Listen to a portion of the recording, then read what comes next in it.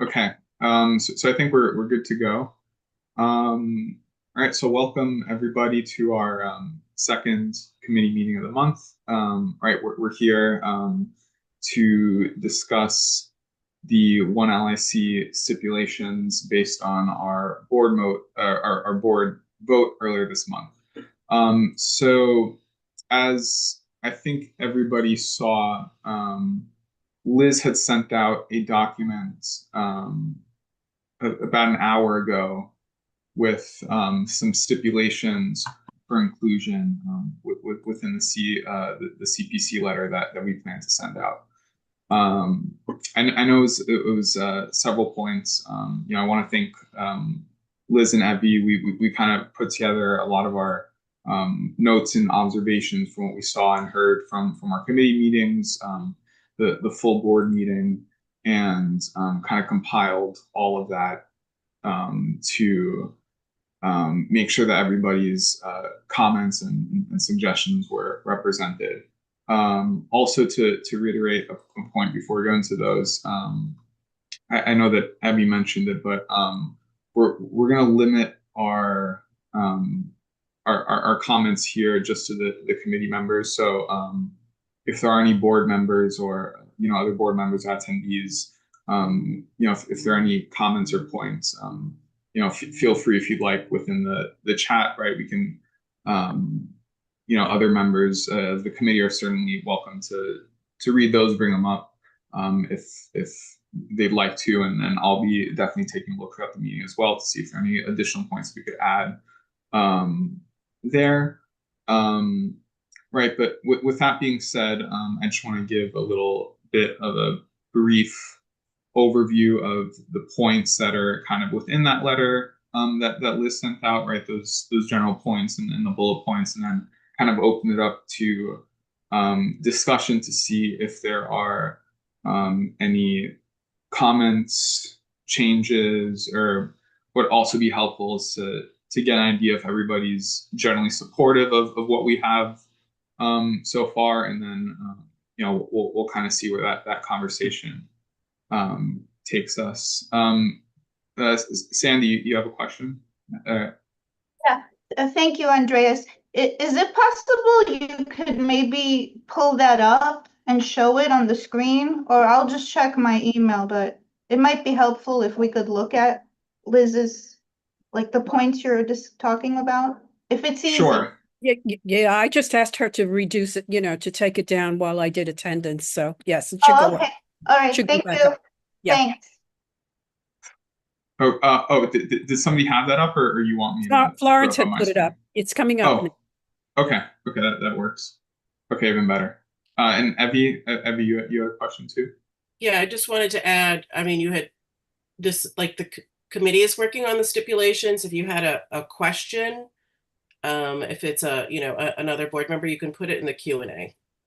But we're not having like a big discussion with everybody about, like, this was sent back to the committee to work on the stipulation. So, but if you wanted to ask a question or whatever, you can do it through the Q&A.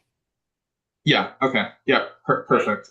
Yeah. Better. Because that's what you said, right? Yeah. Better. Yeah. Better way to phrase what I said. Okay. Exactly. Yeah. Okay. Agreed. So. Okay. Great. Okay. Just because the chat it's not open. So I think. Oh. Okay. Okay. Yeah. So Q&A. Yeah. Q&A works there. Okay. Great. Okay.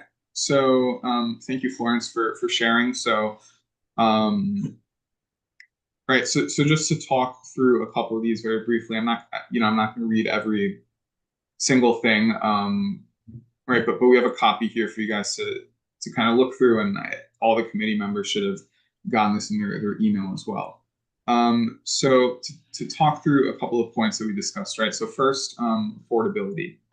Right. So in terms of the points that we wanted to highlight here, we thought it was important to mention the MIH options that the committee and the board want to see, right? So going towards either option 1 or option 3, right?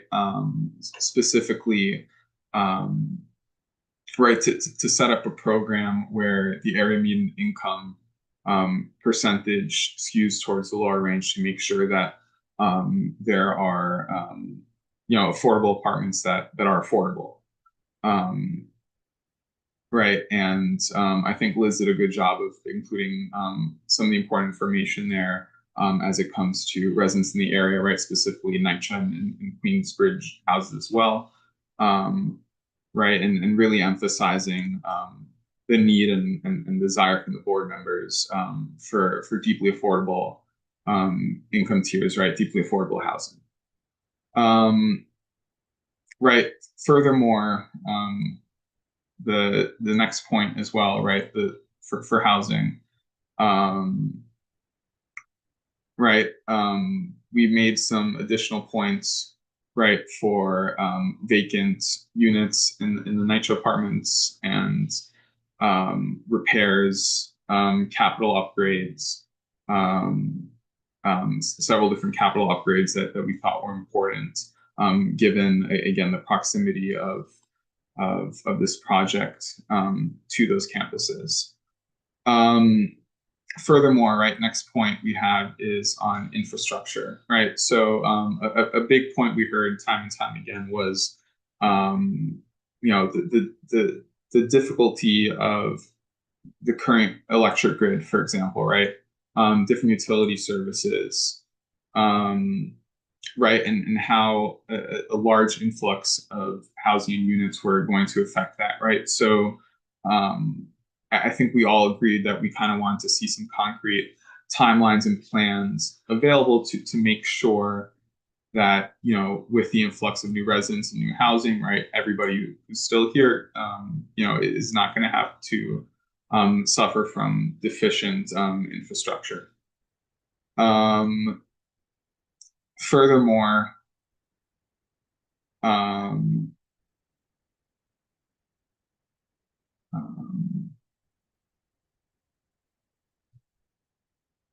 okay, yeah. So next point actually. So zoning and urban design. Yeah, right there. Okay. Right. So these points and again, thank you to Liz for going into great detail here. Right. This kind of summarizes our our concerns with the current like specific zoning proposals, right, as it comes to the heights of the buildings, right, and what impact those heights have to the to the local community, right?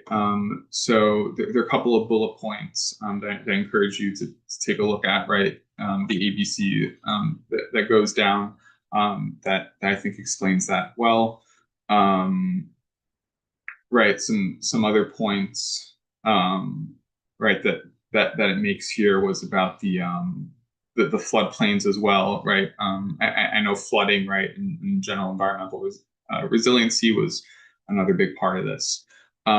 Next is open space on the following page, right?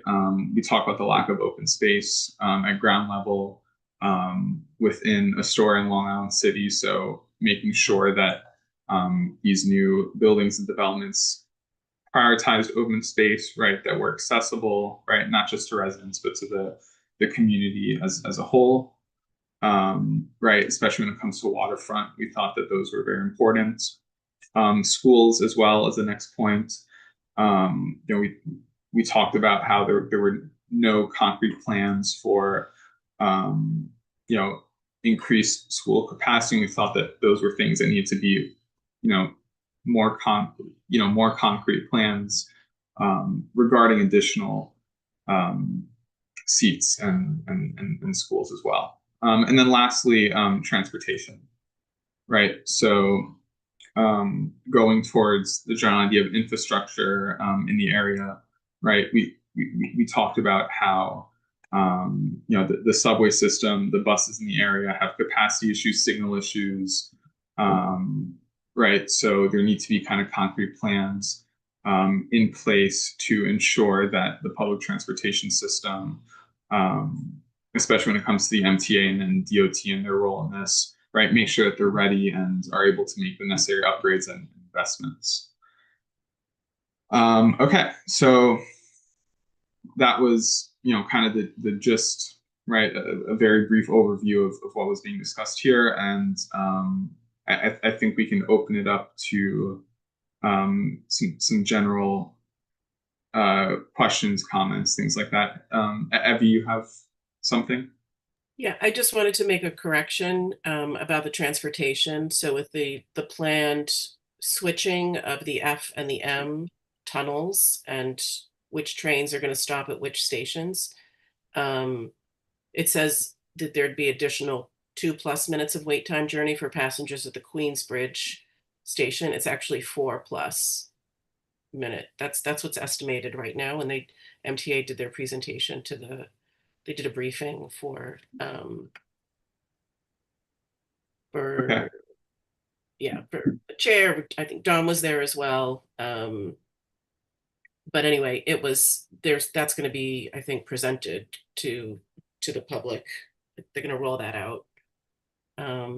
So basically, it's going to increase wait times at the Queensbridge station by 4+ minutes. So I don't even know if that was necessarily factored into the draft environmental impact statement, but I think it's an important point in terms of advocating for better transportation, particularly, for this area within CB1.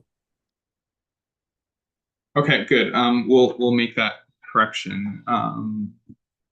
Also, a quick point, Florence. I think Christina got kicked off. If you could promote her. Okay, thank you. Jacqueline. Good evening. Thank you so much for putting the information together. I noticed that under the schools section, I would like, if we could add the need for the Baccalaureate School of Global Education for a new building.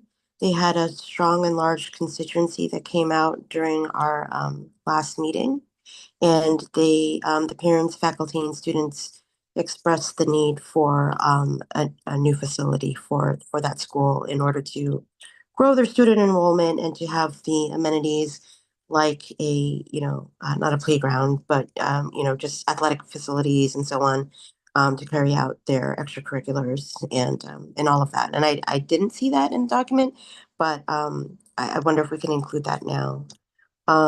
Also, under the climate resilience section, do we need to be more specific about the need for flood walls and stormwater management and infrastructure to prevent future floods, or or do we feel satisfied with the language that's present in the document now?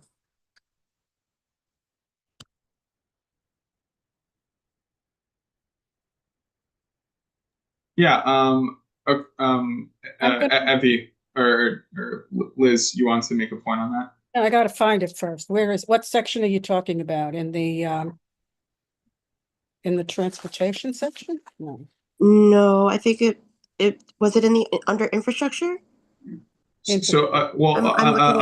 under zoning and urban Right. design, I think you made the point about the seawall project there, right? There's a point towards the end of that section about the waterfront connection for Queensbridge houses and completion of the seawall project, and then I think in that section as well something about the floodplain areas and caution about building there and having resiliency measures in place. And also needing the stormwater management. I'm not, admittedly, I don't know that much about this particular area, but I do recall that that was a concern from constituents present at the meeting, was stormwater, flooding, overuse of plumbing, how that like, for lack of a better phrase, like the water management or the plumbing infrastructure that's in that area, Yes. how it could be put pressure tested, or put more stress could occur with the redevelopment. So I wonder if we could add or enhance some of that language. Yeah, that part is I think in infrastructure under point B. Okay, perfect. Mhm. Thank you. And then, if there's any other specific things like language that you would propose, any specifics, feel free. I could drop it in the Um, chat. Yeah, that works. Um, Abby. Yeah, I was just gonna say that there are there were kind of plans and ideas submitted by the Long Island City Coalition around resiliency. We kind of focused mostly on the area that is within CB1. So maybe, but I agree, Jacqueline, it'd be good to kind of put more detail in that, because while we're looking at CB1, we also can comment on the whole rezoning, the rezoning as a whole. So I think adding maybe a little bit more, and then referring, actually Liz and I had talked about this, referring to some of the recommendations from the Long Island City Coalition. They've really been studying resiliency along the waterfront in Long Island City with some really good suggestions that I think should be listened to and considered. So um, I would advocate for including that as well. Um,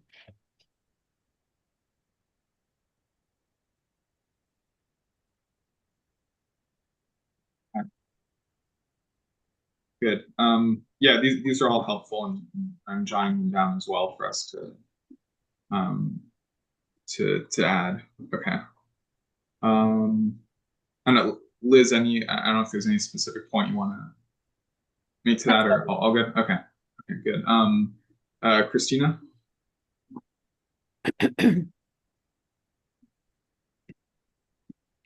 Oh,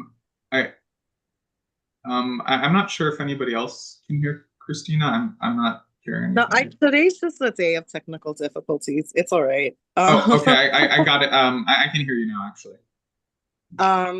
Well, I basically I wanted to say thank you to everyone, especially Liz, for doing all of this.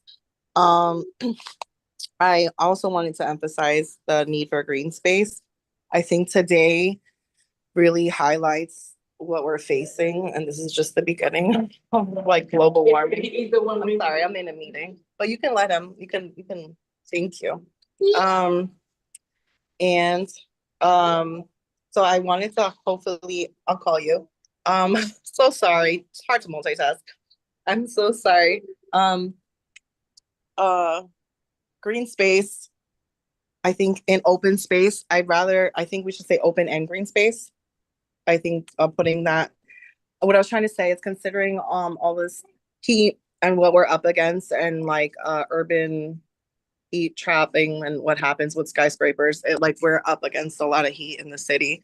And I think the more green, the better to help cool. And I do want to also lift up the LICC plan because I think it's brilliant. Um, I think if we have any public, and I think it's kind of in this document, but not as emphasized, that public space should be definitely green space that is water resilient and wildlife restoration, whatever. It's all in the plan.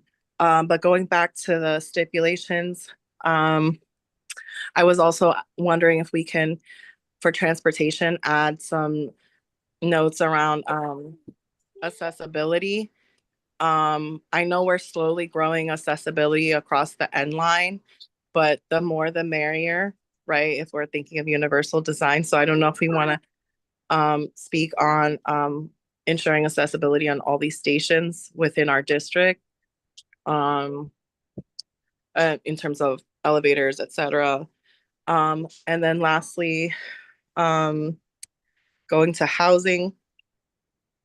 Thank you so much for listening to the needs of NYCHA residents, and you all as longstanding residents understanding the needs of Metro NYCHA. My one thing is for letter C in housing, commit to adding the word comprehensive capital upgrades and repairs. And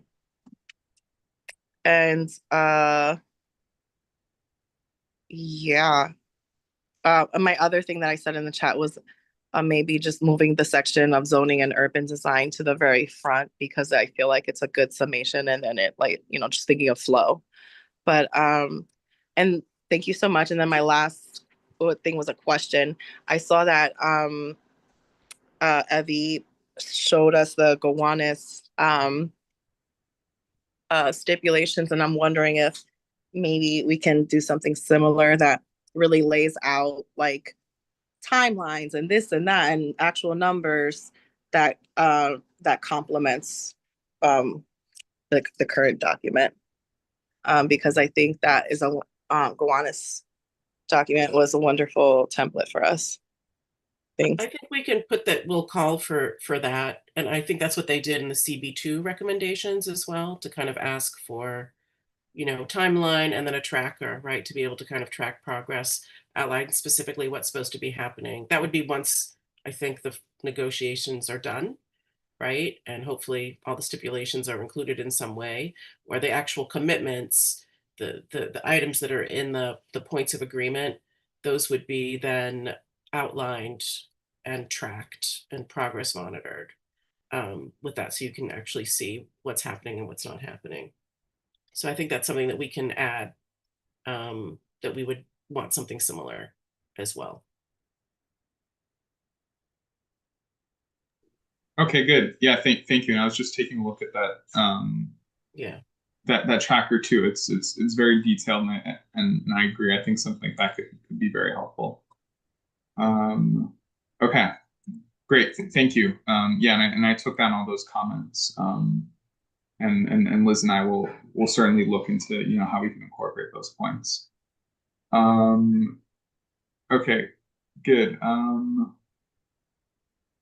And anybody else? I thought I saw a hand earlier. Oh, great. Yeah, Katie, go ahead. I had my hand up, but then I put it down because I think Okay. Stina said some of the things I wanted to say. But in part of the section on the urban design, can we include more language about sustainability? And to the point about the heat island effect, we need more green space, but how can that other stormwater mitigation and porous surfaces used to absorb water instead of having runoff? I mean, there's a lot of things that have come into play, that white roofs, green roofs, like how can these buildings be the best that they can possibly be to not contribute to further heat generation and environmental injustice? So especially compared to the current state of the NYCHA complexes, how can they make it better for residents in them and also everyone else generally? And to that point, how can our NYCHA campuses be made to be more resilient? Queensbridge is the closest one to the waterfront, even though it's not directly on it. But those are some of the thoughts I had just reading that part. How can we include more language about that in general? And that's something that comes up often when people come to this committee to talk, like Richard and I will ask those questions. And there's no promises for anything, but I would like to see more of that. Good. Yeah, and I think that could be helpful, adding like more specific, because I know we generally mention those points, but I appreciate the more specific points on, you know, kind of like specific water mitigation, for example, that water mitigation tactics that we could include, you know, to make sure that they are considering those ideas. Good. Yeah. So thank you for that. Anybody else? Any other thoughts, questions? Abby? Yeah, just to kind of piggyback on that, since the heat island effect was mentioned, and, you know, buildings do have to, you know, there's kind of, you know, local laws now, right, where they have to take certain steps, right, to kind of address climate change, but then also the city could also plant more trees. I think CB2 called for a plan, especially in the IVZ where there's like no trees, right, to do kind of like a massive tree planting as well. And I think that's even true of that area right across Queensbridge. You know, there could be more trees in that area, as well as throughout the zoning, the rezoned area as well. So if that is something that we wanted to add as a stipulation, along with some of the other kind of mitigation strategies, we could do that as well. Okay, good. Thank you. Any other questions, thoughts on the letter? And I know it's a lot. I think like this, Stuff to go through. this would get polished up. I think this was just, put together so everyone could kind of see what, we kind of summarized, but, it'll get massaged a little, embellished a little. Yeah. But I think, now's the time if people are thinking of other stipulations that we should put in there. Exactly. Yeah, I think the comments help with that polishing and making sure we didn't miss anything. Yeah, Amy. Hi, thank you all for so much work. I'm sorry to have missed a couple of meetings, but you guys made tremendous progress on this document. I think under affordability, I'd just like to see something sort of in B or C bullets about seniors also, just, kind of not forgetting that group. Senior housing, affordability.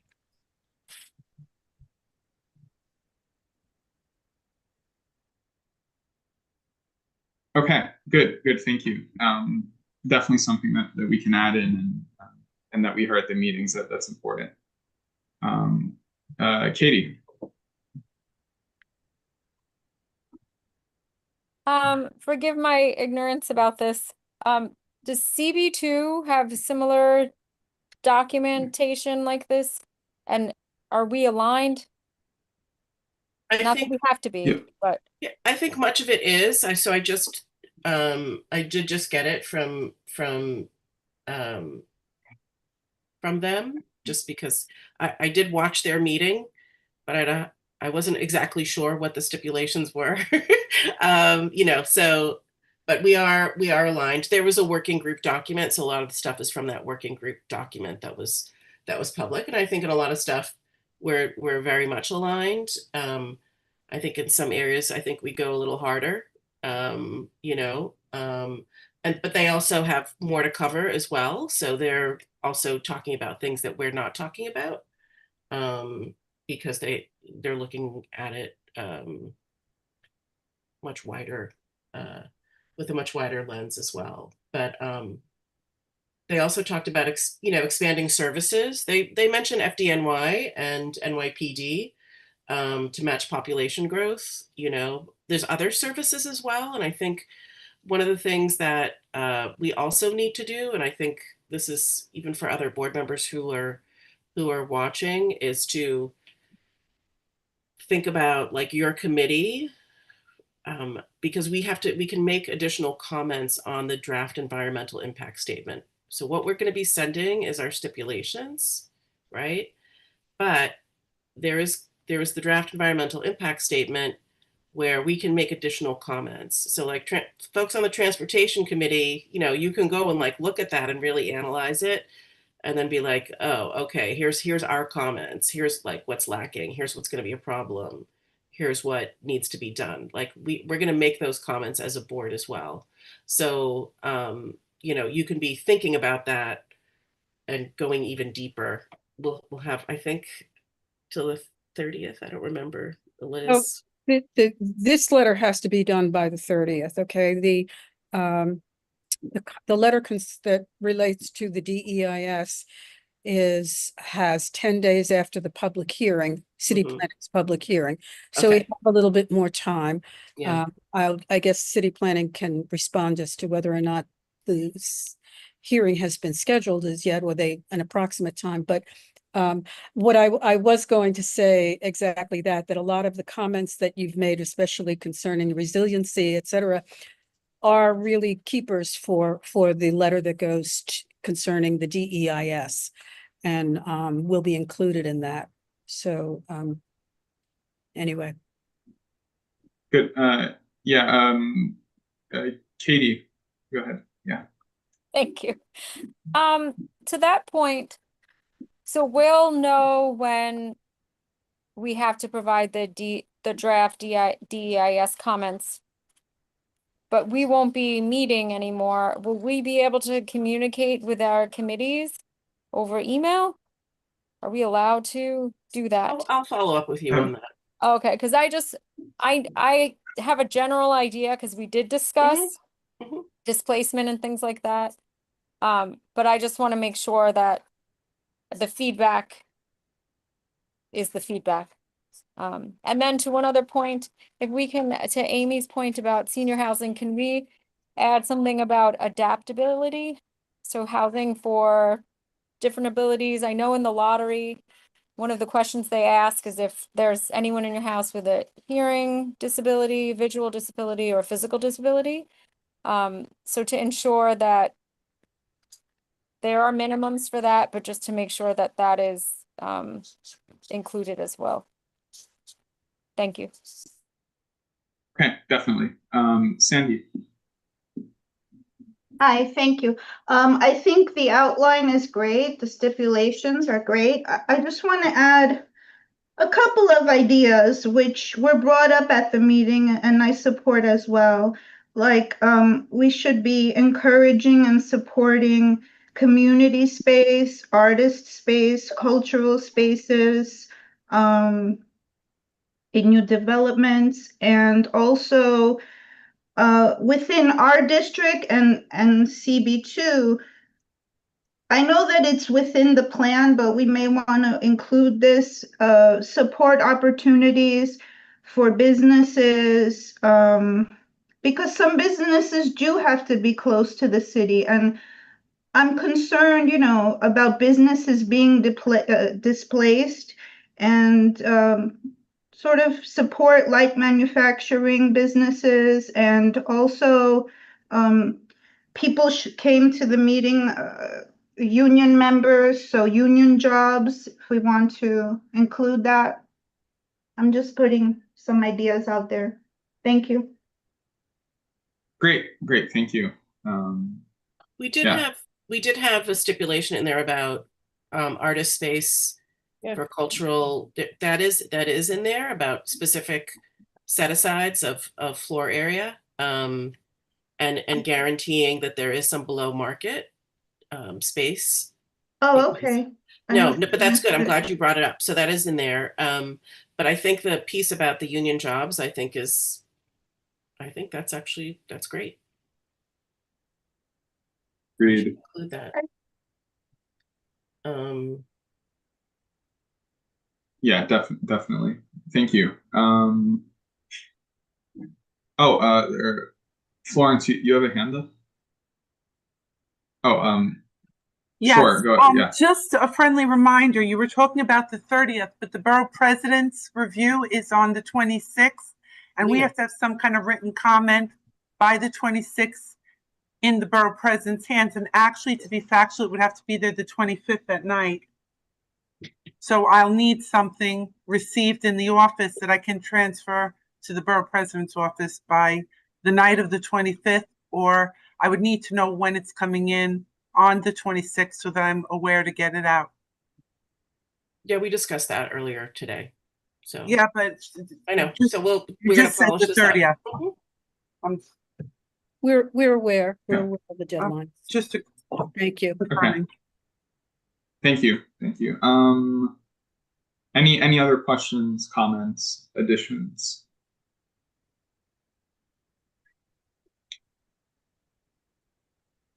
I just want to say that, putting this together was really the result of everyone's comments and thinking and contributions. This was an incredible amount of facts and data that had to be put together for this project. And,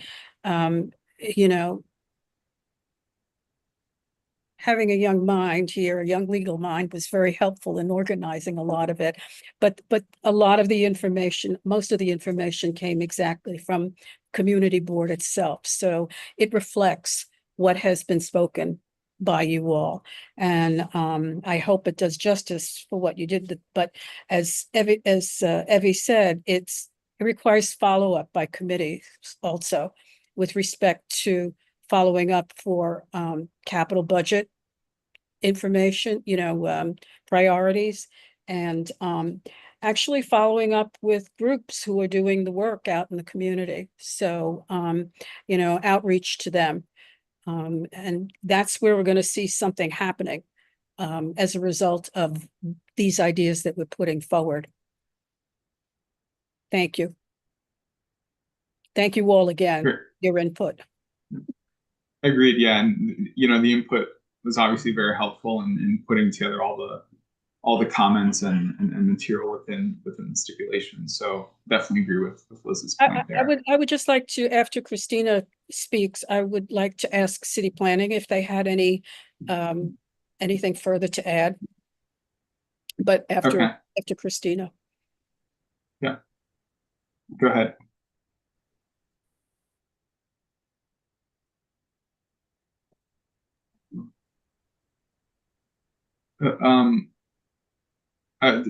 Sorry, don't think we're getting audio. Yeah, no, I'm sorry. I did my earphones, my AirPods. Okay. I'm wondering if within the affordability section, it's worthwhile to include the number of shelters within our district and the types of housing we would also like to see. So kind of piggybacking off of the brilliant addition of senior housing, I think supportive housing would be worthwhile. Considering on 21st Street alone and in that area, the amount of shelters. But also to honor the community survey that some groups had done, and supportive housing being number one on there. I'm also wondering if in the housing section for point A, it says as soon as possible. I'm wondering if we should actually stipulate a date. Just to be more technical. Because saying NYCHA should commit to NYCHA should do a lot of things, right? And I think the more intentional we are with our language and specific, the better. That's all. I get your point. I get your point, Christina. I guess my sense is I don't know how long. Well, I know it takes a long time. We know that, but like even just from a project management point of view, like how long it takes to go through that, the renovations. I imagine there's like a lot of work that happens before you actually begin the renovations as well. So knowing what a reasonable like demand is, I guess I would just want to know. So it's not like in 2 months, like that would be probably unrealistic, right? That's true if you're renovating your home or apartment, right? But so I guess I would just want to get a sense for what that could be. I think that's why we just put as soon as possible. Do you know what I mean? So because I don't know what a reasonable timeline would be to do something that big. If we're going to ask for that to happen, agreed. In 3 years, I don't know. I don't know. Yeah, like maybe if it's, I agree with that point, just because it's a little bit tough. But I don't know if there are any suggestions, maybe to maybe it gets tethered with some other action where they can happen concurrently. That could be another way to think about it. If we do want anything to be more specific, but yeah, to Tabby's point, it might be tough nailing down like a specific X amount of months or years. This is my thought as well. But if there are any suggestions, we'd love to hear them too. If there's any way, Christina, you can kind of find out what that is. I don't know if you have anyone who might know. Well, they say that the average turnover is 1 year or a little more or less, depending on what time you're looking at. But if that's the case, then say within a year of whatever, you know what I mean? But yeah, according to the metrics, NYCHA metrics, I think it was like 342 days for a unit, but it doesn't explain why, the inconsistencies and gaps, etc. I'm also wondering if we should say that like the city should support, I don't know. I don't want to take up too much time because I'm curious what other people would like to contribute. Good. Yeah. Okay. Good. Thank you. Jacqueline, did you have a question or a Yeah, comment? yeah, question. Is this project, please refresh my memory, this project is mostly on private land, is that correct? Because I was just wondering if there's any kind of city compliance beyond the affordable housing, but is there are compliance regs applicable to the project? Like when we're talking about stipulations about union jobs and contracting and things like that. Is there anything we can back into that's on the city side to ensure that that will happen? Because I'm not, please I'm not, educate me because I'm not sure. I'm not sure if we can influence those things, because what's happening here is that this is privately owned land that is being rezoned. Ultimately, in the future, it's going to be developed, and at that point, the community board does not have input into what's happening on site, because it will be built as of right according to the zoning that's in place. Unless the applicant comes to us for an authorization or a certification for something, whether it's increase in the size of the building or provision of an open space, and there's bonus floor area to be given out, then we would become involved. But the action that we're responding to right now is a rezoning of private land. Where Queensbridge comes into place is that it comes into the mix is that they were part of the study area. And as such, we look to see how Queensbridge was basically being treated within the context of the study, what was happening, and were they benefiting from all of these proposals. And which is why there are a lot of issues in there related to Queensbridge. Most of their I don't want to say problems, but most of their issues have to do with the repair and the access to the waterfront and the shadows. That's what we heard about. So that's what we focused on. So but I mean, I hope that answers your question. The answer is we will not have input into issues that you brought up at that point, because it will be an as of right development unless they decide to seek additional floor area. Got it. I really appreciate the explanation and the context. Thank you. You're welcome. Great. I know Liz mentioned, I thought it was a good idea. If anybody from DCP had anything to add or say based on our discussion so far. Yeah, hi everyone, Tay Kim from City Planning. I don't have anything to add. I think your stipulations, thank you for sharing the draft with us. The more thorough and detailed it is, the better as it goes down the ULURP. There are several folks who will be reviewing this, including the CPC, the commissioners. We have the borough president next on Thursday at 9:30. The borough president hearing at 9:30 at Borough Hall, or you can do it virtually. And sorry, in that order is the QVP, the CPC, and then as you know, it goes to the council member or the council. So the more detailed, the better. I personally want to thank you guys. Liz, you're right, it was a lot, but the amount of work that you guys put together to get to the stipulations is incredible, and we want to thank you. Thank you for your time. Thank you for your questions. Thank you for your comments, digging into everything that we've shared. That's what the process is for. So thank you. And lastly, I want to thank Colin, my team, for being here, being the front, fielding all the questions and sharing it with our team. So thank you, everyone.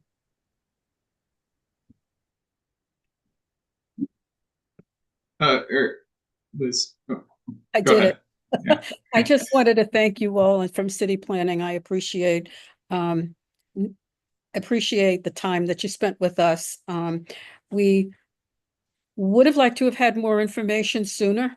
And I hope that the effect that it's had on us and, will be brought back and you'll be able to share this information earlier,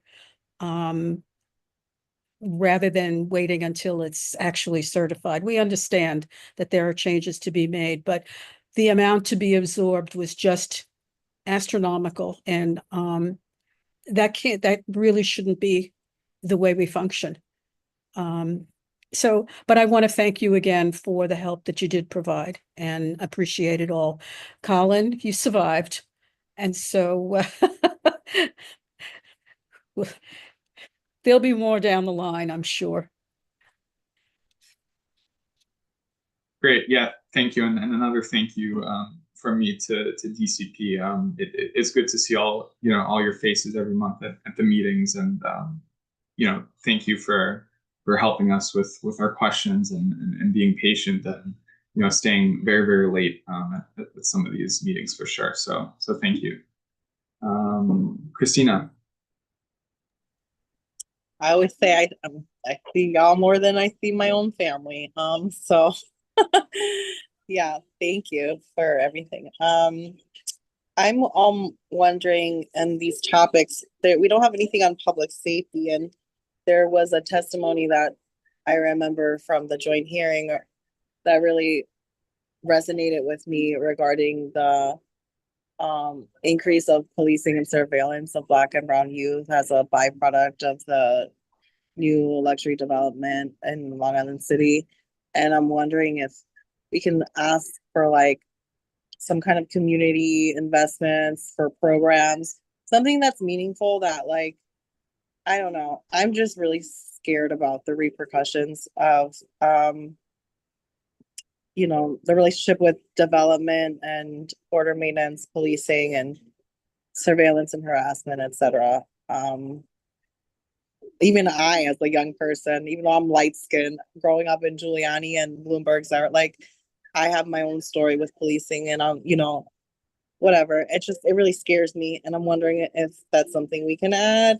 I don't know what that looks like. Maybe we can dream it up together right now, but I think it's an important topic and we'd be remiss to ignore that reality for Queensbridge residents.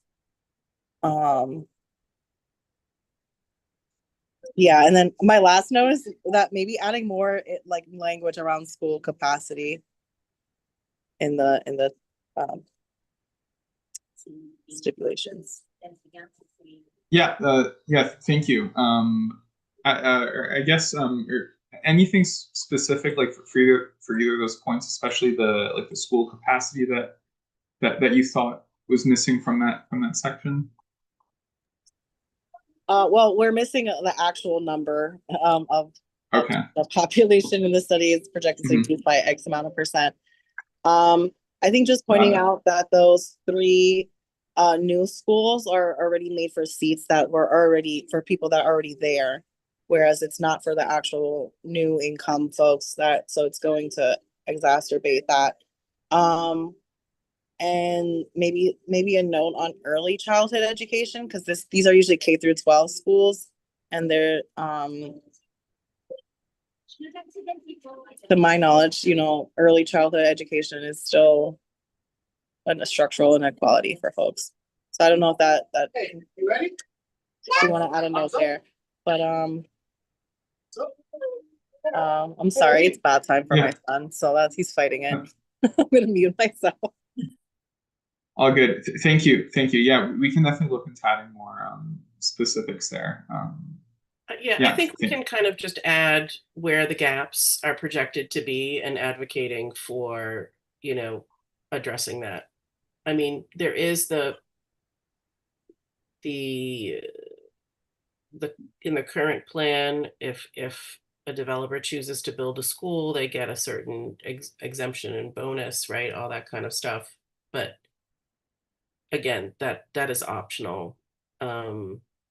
So we can be, I think, maybe a little more detailed in describing the need to make sure there's a mandate, right? There's an actual mandate for the seats that we need, whether they're early childhood, whether they're going to be high school, whatever the age group may be. So we can kind of just add a little more detail to that.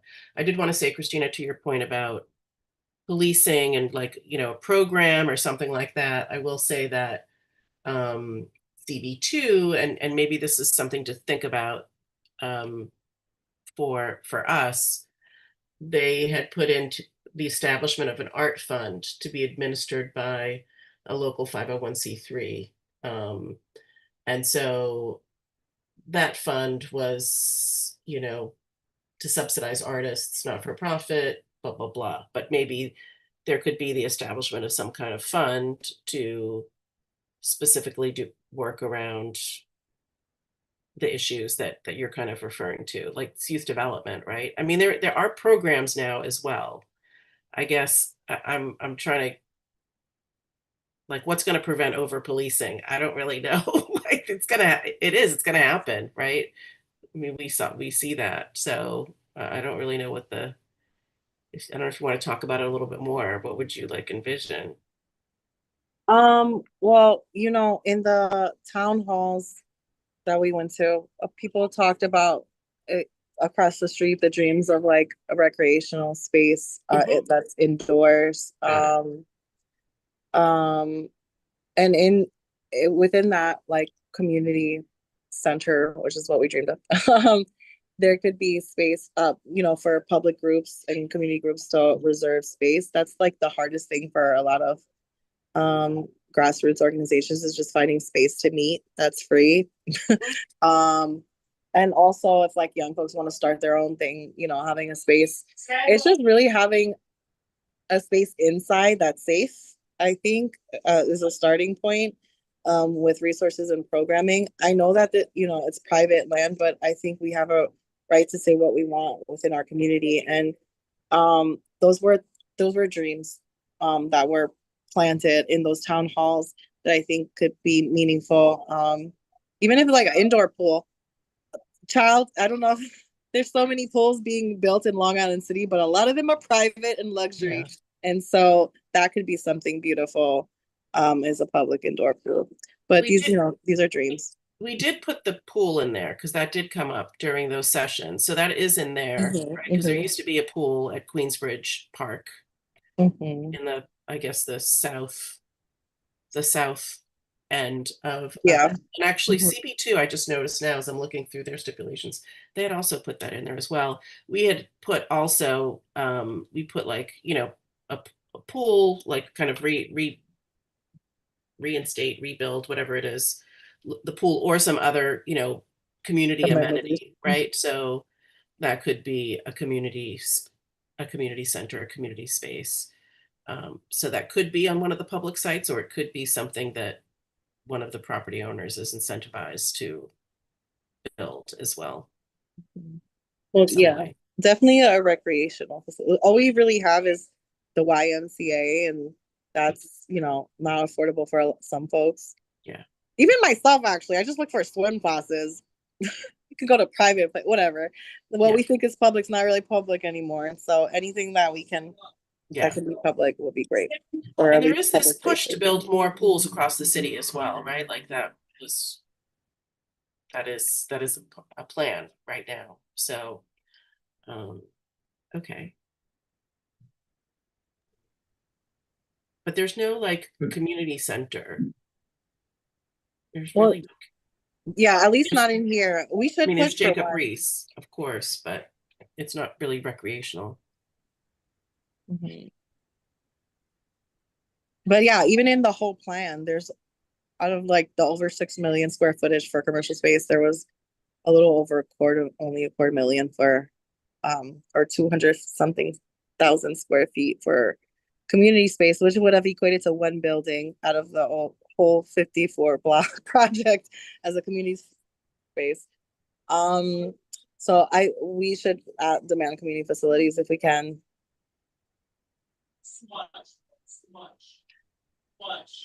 Great, thank you. Okay. Any other comments either on that line or anything else on the stipulations? I just wanted to add that I'm reading Dominic Stillage sent a few comments about transportation concerns with respect to driving, cycling, other things. So we'll consider this, I'll send it to you and we'll see if we can fit it into the transportation section. Thank you, Dominic. Okay, yeah, I see it there. Yeah, Evie, sorry, go ahead.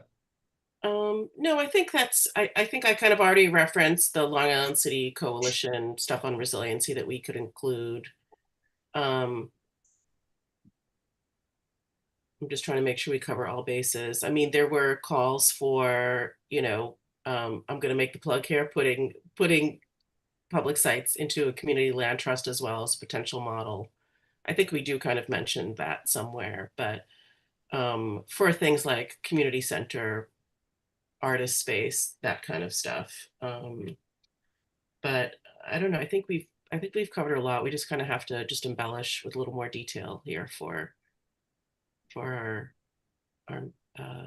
Yeah, our and official it needs to letter. be cleaned up. The stipulations need to be cleaned up and more concise. And also it goes with a letter that describes the hearing and the review that was done by the committee and board. So there's still work to be done.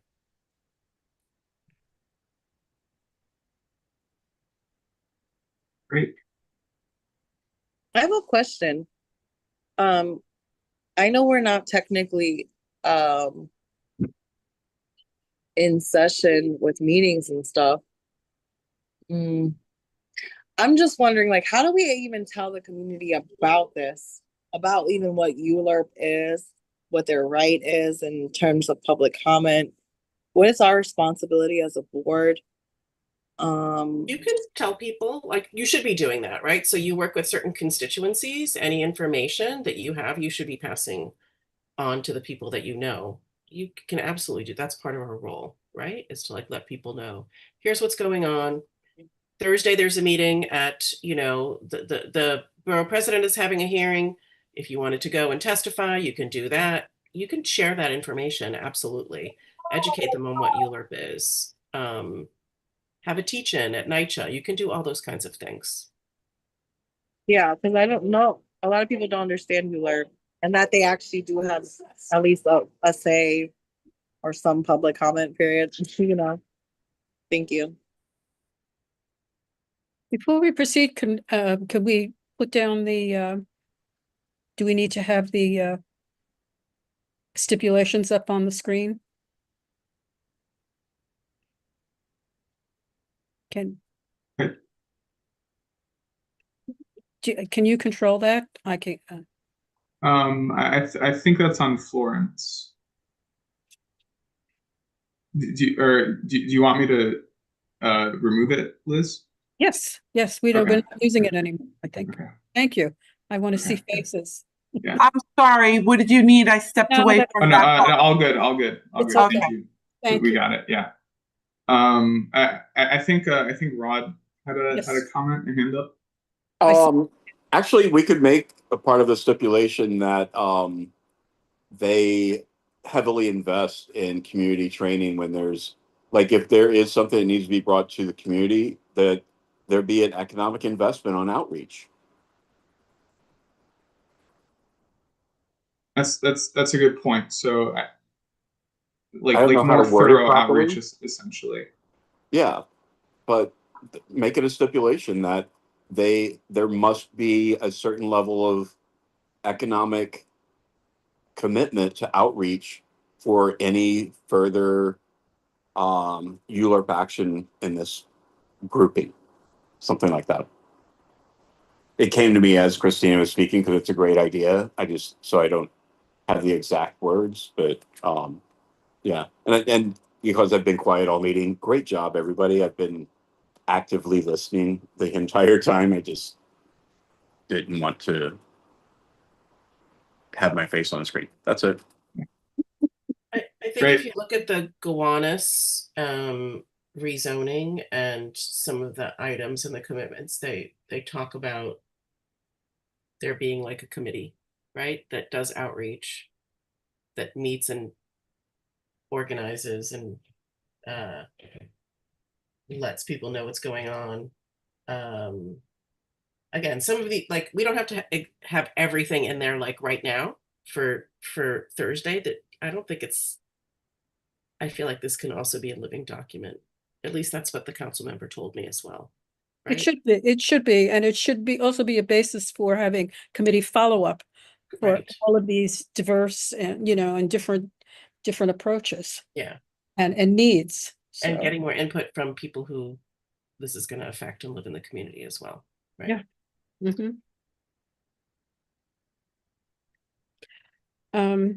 Okay, let's see.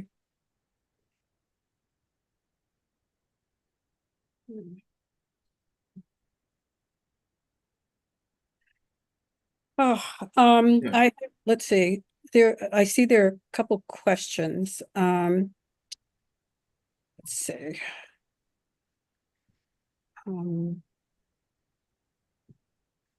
Shahanaz is asking, can they build religious unity and dialogue? I don't know how to answer that.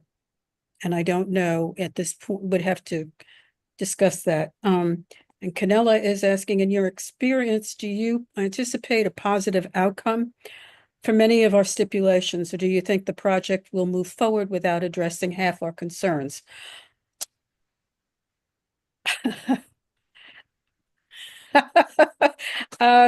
I just want, I want to say, you know, hope springs eternal.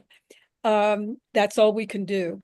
I mean, a lot of this is a major rezoning, and there, you know, the council person is a very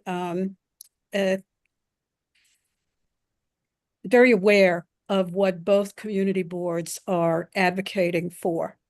And the focus, though, one has to understand is that it is the zoning and the other actions concerning the disposition of property, the text amendments that are going through to make this possible.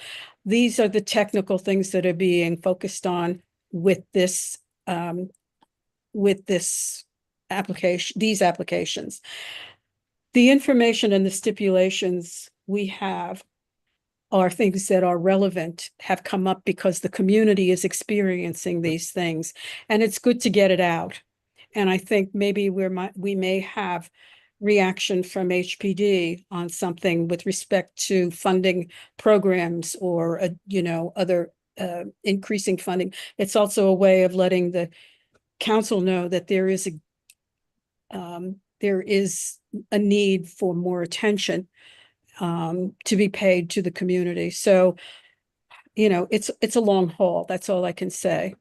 And we do hope that they will respond positively to it.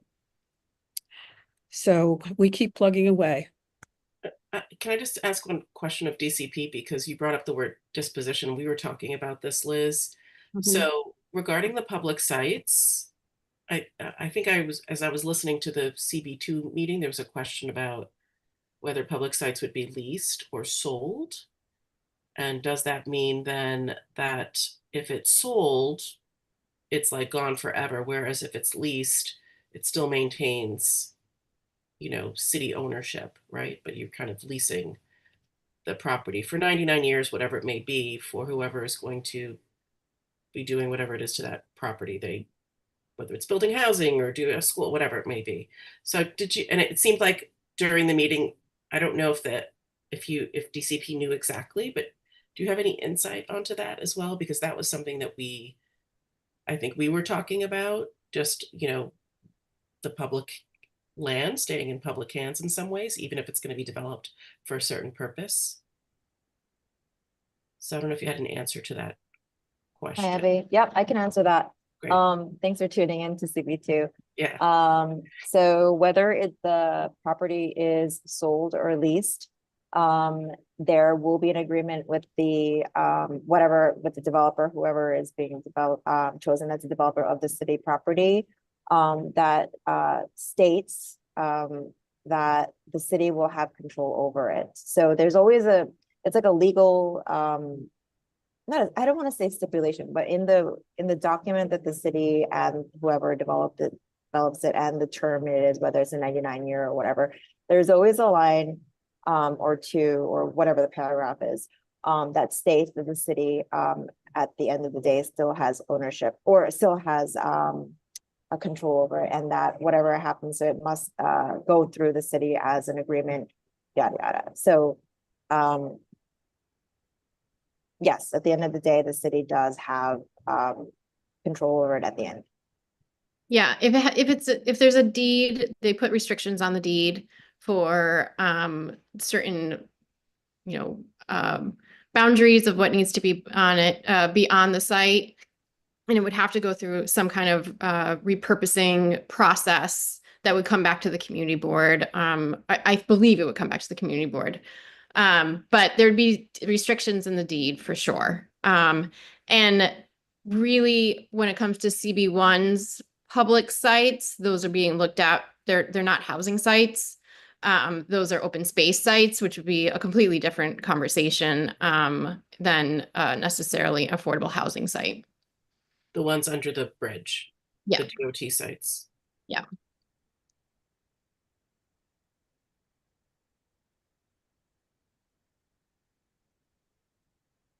Great, thank you. Thank you for the clarification. Liz, were there any other points?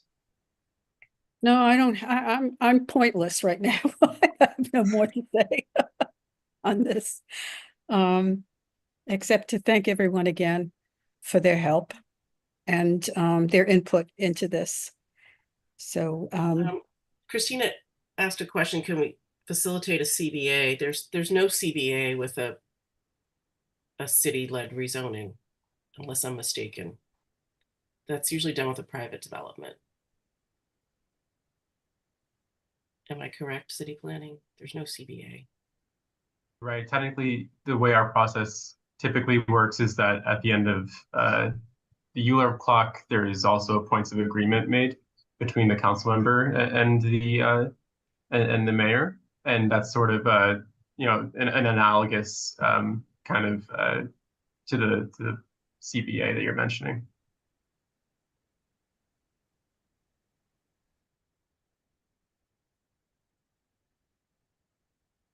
Does that help? So essentially the points of agreement is similar to what you would do with a private developer, in that we're holding a document that, shows where, and have a tracker that actually comes out of the mayor's office that's already live for other community, other neighborhood plans, that you can monitor, the progress of different points of agreement that come out of that.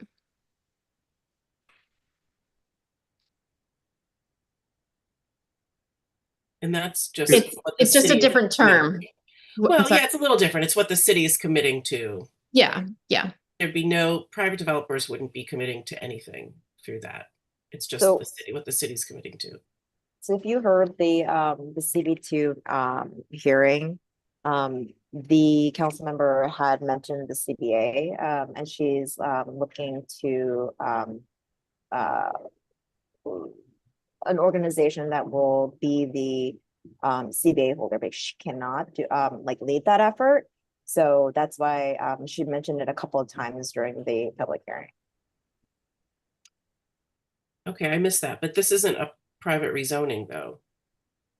So who is the CBA between?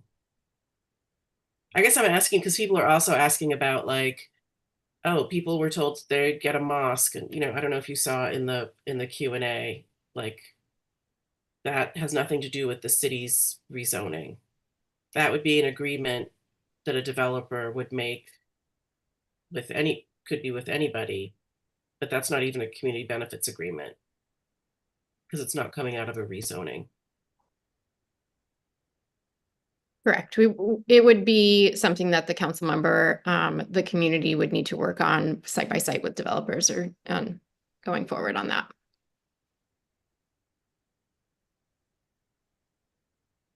But we are committed to our points of agreements for city commitments. Right. Yeah, I'm just still not clear on the like what the CBA is, but I guess I can. Tom Ryan has, Yeah. At this point, I'd like a point of reference. Have we satisfied the motion? Have we stipulated the motions, and do we have to take a vote on it? No, we don't have to take a vote. No? Mm-mm. So is this matter concluded? I would ask the chairs of this committee. It's up to them. I think we got a good amount of comment, unless there's anything else left. I think we got a good sense of what we need to add and make changes to, Liz, right? yeah, that's right. Get it into its final form and send it out to the borough president, city planning. It's not going back to the board. It was left to the committee to complete. You look stunned, Tom. What is Well, you guys talking languages that never could come to any conclusion. So is this matter finalized? It is concluded as far as the community board is concerned. We're finalized. This happens after every ULURP, Tom. After you guys, vote No, on. I don't want to know what that's what I'm saying. At this point right now, what we had to do at this moment. I'm is that- telling you, we are following a process that we use for every ULURP. And that Okay. is, after you vote, we write up this, we document what happened and send it to the elected officials. That's the stage that we're in. So the community board is not dealing with it anymore, except to finally review our committee. It was sent back to our committee, to the land use committee. And as a committee, we are finalizing this to be sent to the elected officials. Yes. That being said, and that being understood, have we finalized this procedure? I don't know what you mean by. I think Tom, you're asking if we're done today. Yes, we done today. We're just going on and on and on. You can go. I think. Yeah. Right, I'm going. Okay. Bye. Yeah, but I think we're done when comments are done. Essentially, We're almost so, done. Yeah. So basically, if there's nothing else left from anybody else, I think Liz and I have enough, input to make the changes we need to. Thank you for your continued effort, and I'm going to say good night. Good night. All right. Good night, Tom. So, okay, so that is it. Okay. Oh my. And again, I appreciate city planning. All of the time and effort. And I'm going to be out of here at this point. It is what, 7:53. Yeah. And if anyone wants to go and testify on their own as themselves, not on behalf of the community board, but as themselves about one LIC at the borough president's hearing, that's on Thursday. You can, I think Florence had sent out the information to everybody. You could probably find it on the BP's website as well. Yeah, June 26th, 9:30 a.m. So one of us will be going to testify on behalf of CB1. Me, Andreas, or Liz, we'll see who it is. But, okay. All right. All right. Everybody. Thanks a lot, guys. Right. See you soon. Everybody. Well, thank you. Have a great summer. Bye. Bye. Thank you. Thank you. Thank Stay you. cool.